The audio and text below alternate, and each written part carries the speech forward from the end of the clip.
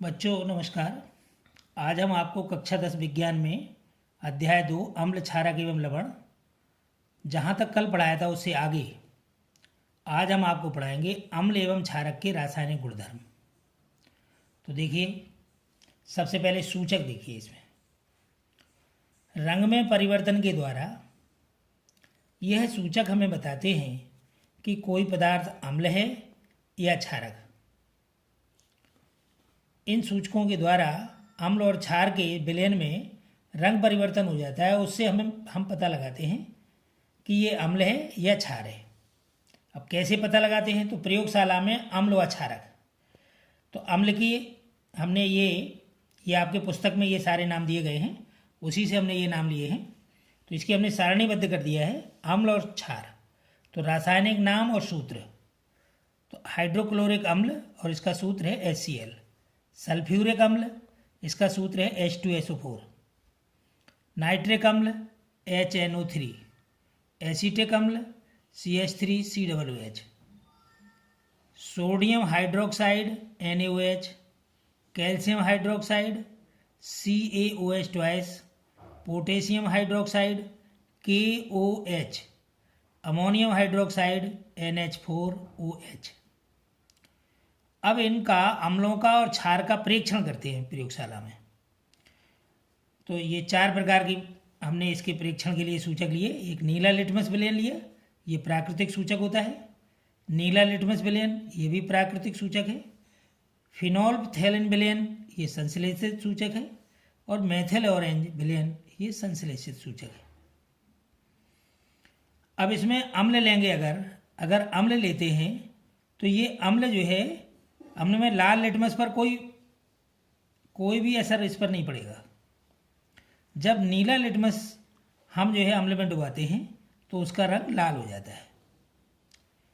या अम्लीय विलयन में जब हम फिनोल्फथैल विलयन मिलाते हैं तो वो रंगहीन हो जाता है। और मेथिल ऑरेंज विलयन में जब हम अम्लीय विलयन मिलाते हैं या अम्ल मिलाते हैं तो वो लाल रंग का हो जाता है। तो इससे हमें पता चल जाता है कि ये अम्ल है। इसके बाद हम क्षारीय विलयन क्षार लेते हैं।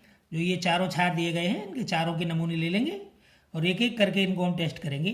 तो लाल लिटमस विलयन में जब हम क्षार मिलाएंगे तो विलयन का रंग नीला हो जाएगा और नीले लिटमस पर इसका कोई असर नहीं होता है।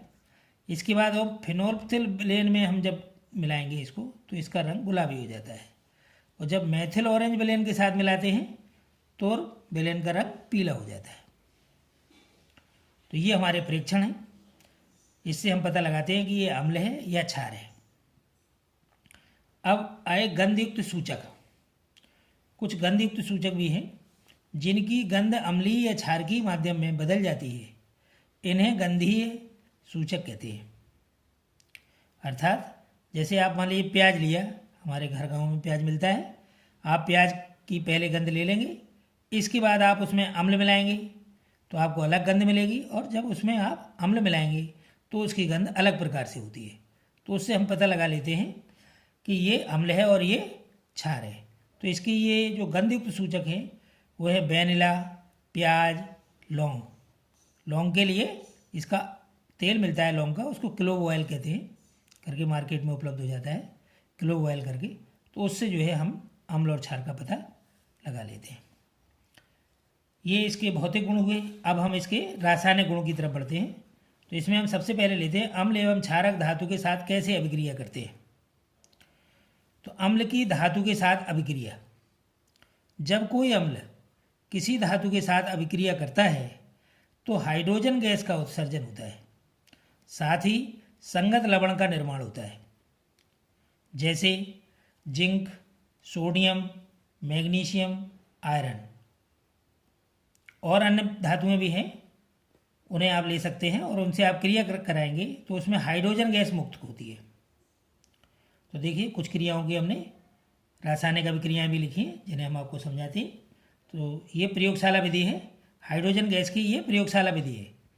तो सबसे पहले उसी को लिया, जिंक H2SO4, इसका जलीय विलयन लेते हैं H2SO4 का। और अब क्रिया के फलस्वरूप ZnSO4 जिंक सल्फेट बनता है जलीय विलयन के रूप में और हाइड्रोजन गैस मुक्त हो जाती है। अगर हम इसका हाइड्रोजन गैस का परीक्षण करते हैं, ये जो परीक्षण में जो प्राप्त हमें हाइड्रोजन गैस हुई कि हाइड्रोजन ही है या कोई अन्य गैस तो नहीं प्राप्त हो रही है, तो उसके लिए हम ये करते हैं हाइड्रोजन गैस H2 के लिए परीक्षण मुक्त हुई हाइड्रोजन जलाने पर पॉप की ध्वनि के साथ जलती है, तो हम निश्चित हो जाते हैं कि इसमें हाइड्रोजन गैस ही निकल रही है। इसके बाद इसी प्रकार आयरन के साथ रिएक्शन कराते हैं, Fe+2HCl के फलस्वरूप FeCl2 फेरस क्लोराइड बनता है और हाइड्रोजन गैस मुक्त होती है। इसी प्रकार सोडियम के साथ 2Na+2HCl अभिक्रिया के फलस्वरूप जो उत्पाद बनते हैं वो 2NaCl एक्वस यानी सोडियम क्लोराइड का जलीय विलयन मिलता है हमें और हाइड्रोजन गैस मुक्त हो जाती है। अब इसके बाद अब हम दिखाएंगे, कल आपको हम पढ़ाएंगे क्षारक की धातु के साथ अभिक्रिया। धन्यवाद।